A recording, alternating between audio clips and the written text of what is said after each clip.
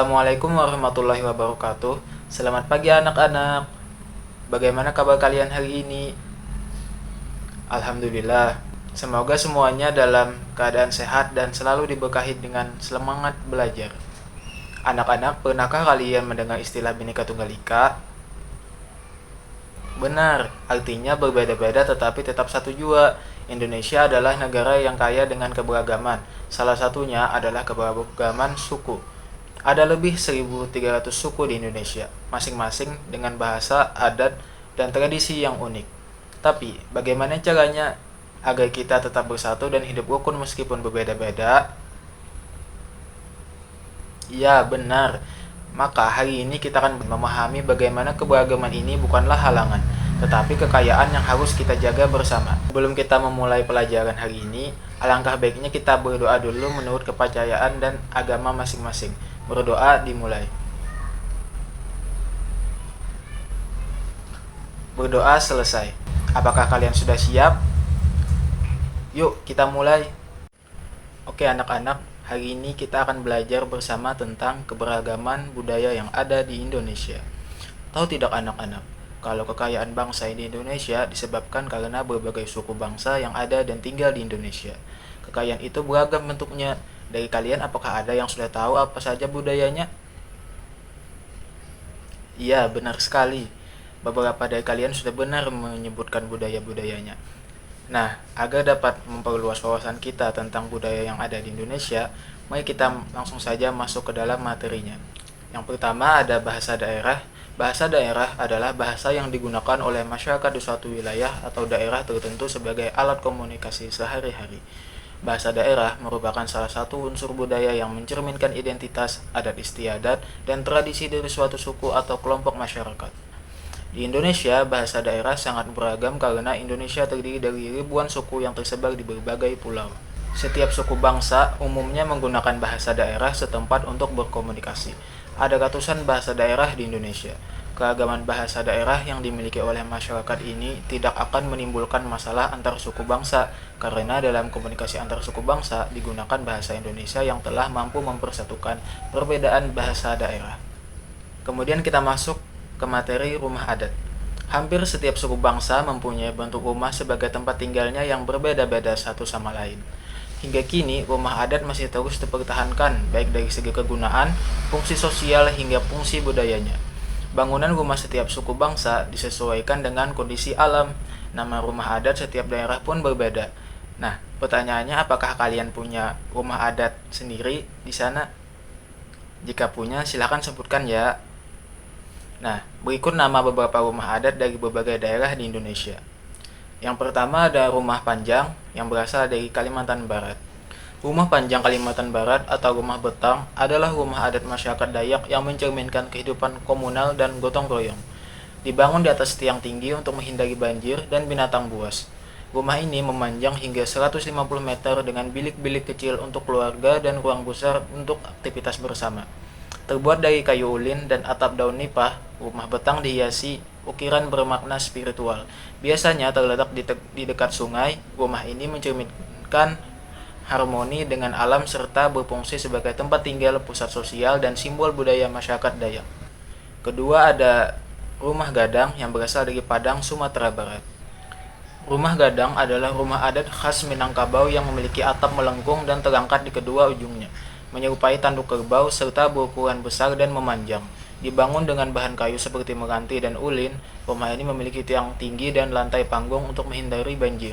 Rumah gadang digunakan untuk tempat tinggal keluarga besar dengan sistem matrilineal. Di dalamnya terdapat ruang bersama dan ruang pribadi, dihiasi dengan ukiran khas yang melambangkan nilai-nilai kehidupan. Rumah ini juga berfungsi sebagai tempat musyawarah dan upacara adat, mencerminkan kekuatan, keharmonisan, dan identitas budaya masyarakat Minangkabau. Kemudian kita masuk ke materi pakaian adat. Banyaknya suku-suku dan provinsi yang ada di wilayah negara Indonesia membuat negara kita memiliki beragam pakaian adat. Pakaian adat di Indonesia memiliki ciri-ciri khusus dalam pembuatan atau dalam mengenakan pakaian adat tersebut. Beberapa nama pakaian adat dari berbagai daerah di Indonesia diantaranya ulos dari Sumatera Utara, kemudian sapai sapak dari Kalimantan, dan kebaya dari Pulau Jawa. Kemudian kita masuk ke materi terakhir, yaitu kesenian daerah. Kesenian daerah adalah bentuk seni yang tumbuh dan berkembang di suatu wilayah atau daerah tertentu, yang mencerminkan identitas budaya, adat istiadat, dan tradisi masyarakat setempat. Kesenian daerah mencakup berbagai bidang seni seperti tari, musik, teater, seni rupa, dan sastra. Kesenian daerah di Indonesia ada bermacam-macam, mulai dari tari daerah, alat musik daerah, hingga pertunjukan daerah. Contohnya, tari saman dari Aceh dan tari kecak dari Bali. Tari saman adalah tarian tradisional yang berasal dari Aceh, Indonesia, yang dikenal dengan gerakan tubuh yang cepat, serasi, dan ritmis, serta diiringi dengan nyanyian bersama yang penuh semangat. Tarian ini biasanya dibawakan oleh sekelompok penari laki-laki yang duduk berbaris dalam formasi rapat, menggunakan gerakan tangan dan tubuh yang kompak untuk menciptakan harmoni. Tari saman seringkali dipertunjukkan dalam acara-acara adat seperti perayaan, upacara, atau acara keagamaan dan memiliki makna yang dalam seperti ungkapan rasa syukur, doa, dan kebersamaan. Tarian ini diiringi oleh nyanyian yang berisi syair atau doa dengan pola vokal yang terkoordinasi antara penari sehingga menghasilkan pertunjukan yang energetik dan memukau. Contoh alat musik daerah di Indonesia antara lain angklung di Jawa Barat, kolintang di Sulawesi Utara, dan sasando di Nusa Tenggara Timur. Angklung adalah alat musik tradisional asal Indonesia khususnya dari daerah Jawa Barat yang terbuat dari bambu. Alat musik ini terdiri dari tabung-tabung bambu yang digantung pada bingkai dan dimainkan dengan cara digoyangkan sehingga menghasilkan bunyi. Setiap tabung bambu memiliki ukuran yang berbeda yang mempengaruhi nada yang dihasilkan. Angklung sering dimainkan dalam ensemble diiringi dengan alat musik lainnya. Untuk menciptakan harmoni, tarian dan lagu tradisional seringkali disertai dengan permainan angklung, dan alat musik ini memiliki nilai budaya yang tinggi melambangkan kebersamaan dan kerukunan. Contoh pertunjukan daerah di Indonesia yaitu reog dari Jawa Timur. Reog adalah seni pertunjukan tradisional asal Ponorogo, Jawa Timur, yang menggabungkan tari, musik, dan teater dengan ciri khas topeng singa besar yang dikenal sebagai singa barong. Dalam pertunjukan reog, penari mengenakan topeng besar yang terbuat dari bulu dan kain dengan berat mencapai puluhan kilogram yang diangkat dengan kekuatan leher dan bahu. Tarian ini melibatkan gerakan-gerakan dramatis yang penuh energi serta musik pengiring menggunakan gamelan dan alat musik tradisional lainnya. Reog seringkali mengisahkan cerita tentang perjuangan, keberanian, dan kebijaksanaan, dan biasanya dipertunjukkan dalam acara-acara adat perayaan atau sebagai bentuk hiburan masyarakat. Seni pertunjukan ini juga melibatkan elemen teater dan komedi, serta menggambarkan simbolisme budaya dan nilai-nilai masyarakat Ponorogo. Nah, setelah kita mengetahui tentang tarian, alat musik, dan juga kesenian yang ada di daerah tadi, bagaimana dengan daerah kalian? Apakah kalian punya tarian, alat musik, dan kesenian daerah kalian tersendiri? Kalau tahu silahkan sebutkan agar Bapak juga mengetahuinya ya.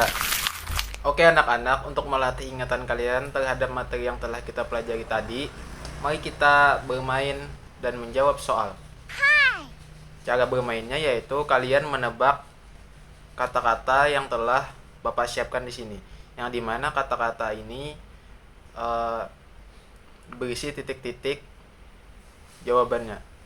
Untuk topiknya yaitu kita akan menebak keberagaman budaya, entah itu tarian, baju adat, pertunjukan daerah, alat musik, dan lain-lain.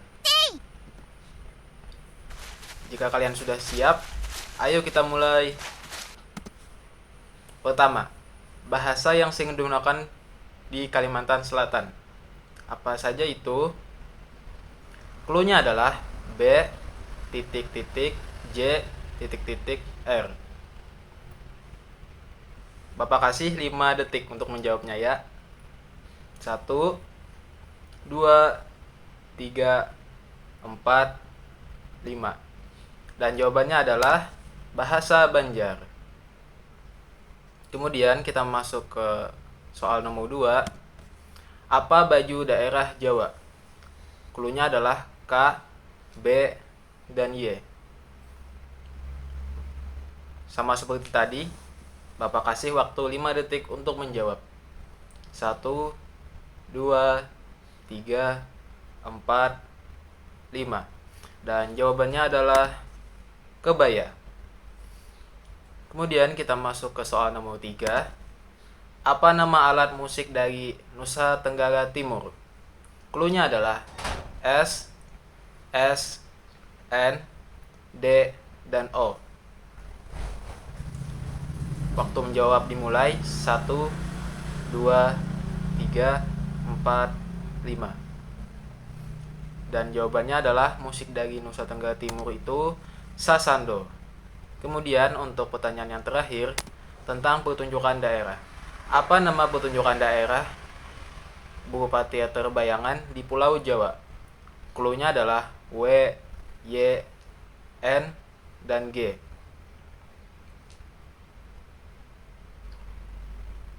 Dan jawabannya adalah wayang. Selamat bagi kalian yang menjawab semua pertanyaan dengan benar. Papa harap permainan menjawab pertanyaan ini bisa mengasah otak kalian untuk berpikir kritis dan lebih cerdas ke depannya. Oke anak-anak, mungkin itu saja yang dapat Bapak sampaikan pada kesempatan kali ini. Semoga apa yang Bapak sampaikan dapat bermanfaat bagi kalian semua. Sebelum kita mengakhiri pembelajaran kita pada hari ini, mari kita membaca doa berdasarkan agama dan kepercayaan masing-masing. Berdoa dimulai. Oke, setelah kita membaca doa tadi, berakhirlah pertemuan kita pada hari ini. Setelah pembelajaran ini, Bapak harap kalian mengulang lagi pelajaran agar dapat mengingatnya kembali dengan lebih baik. Semoga kita bisa mengambil hikmah dari apa yang kita pelajari pada hari ini. Mungkin itu saja yang dapat Bapak sampaikan. Sekian, terima kasih. Wassalamualaikum warahmatullahi wabarakatuh.